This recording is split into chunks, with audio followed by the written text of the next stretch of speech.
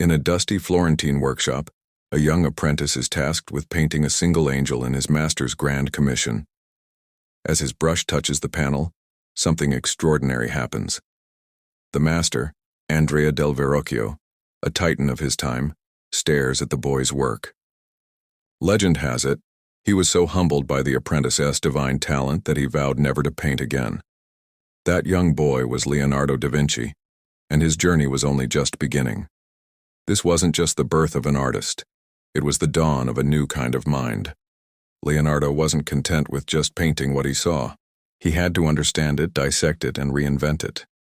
He was driven by an insatiable curiosity, a fire that burned so brightly it would illuminate not just art, but science, engineering, and the very blueprint of the human body.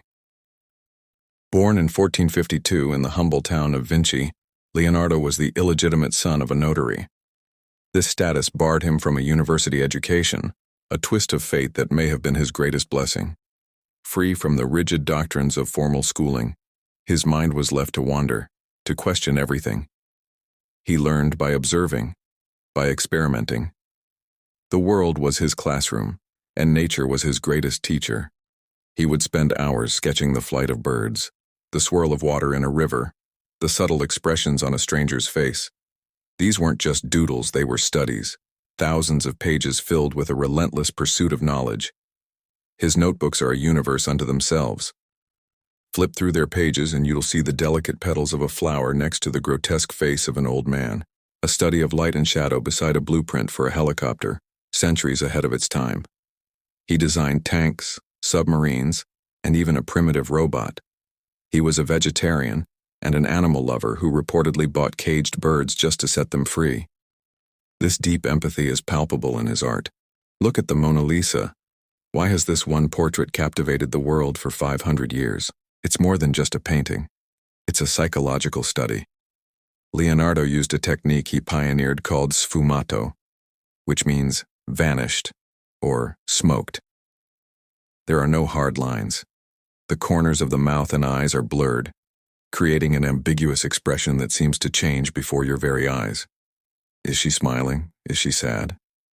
The mystery is the masterpiece. He worked on it for years, carrying it with him wherever he went, constantly refining it, never truly satisfied. It was his companion, his obsession. Then there's the Last Supper.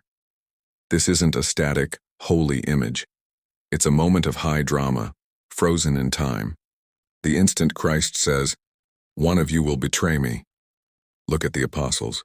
You can see the shock, the denial, the fear rippling through the group. Each reaction is a unique study in human psychology. To achieve this, Leonardo didn't just paint. He walked the streets of Milan, searching for the perfect faces, the perfect gestures to capture the essence of each apostle.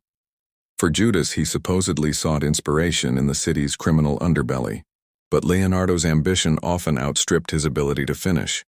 He was a notorious procrastinator, a perfectionist who would abandon monumental projects if they didn't meet his impossible standards. The colossal bronze horse for the Duke of Milan, the Battle of Anghiari fresco. These are ghosts in his legacy, grand visions left incomplete. He was a man pulled in 1,000 different directions by his own genius. While painting The Virgin of the Rocks, he was simultaneously designing canal systems and mapping the stars. His scientific pursuits were just as groundbreaking. At a time when human dissection was taboo, Leonardo secretly obtained corpses from hospitals to study them. His anatomical drawings are astonishingly accurate, revealing the intricate mechanics of the human body in a way no one had ever seen before. He was the first to correctly draw the human spine and to understand how the heart's valves worked. He was a scientist in an artist's smock, seeking to understand the grand design of life itself. His mind was a bridge between two worlds, art and science. For him, they were not separate disciplines but two sides of the same coin, both ways of decoding the mysteries of the universe.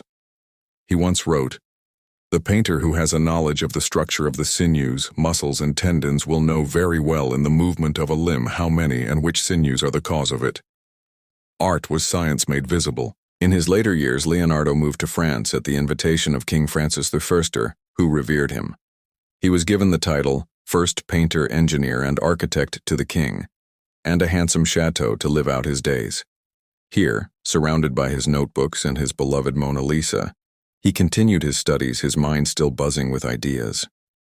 He wasn't just a painter, he was a philosopher, an inventor, a visionary who saw the future. Leonardo da Vinci taught us that the greatest tool we possess is not a paintbrush or a chisel, but our own curiosity. He showed us that the world is a place of infinite wonder, waiting to be explored. He left us with more than just masterpieces. He left us with a way of seeing. His legacy isn't just hanging in museums.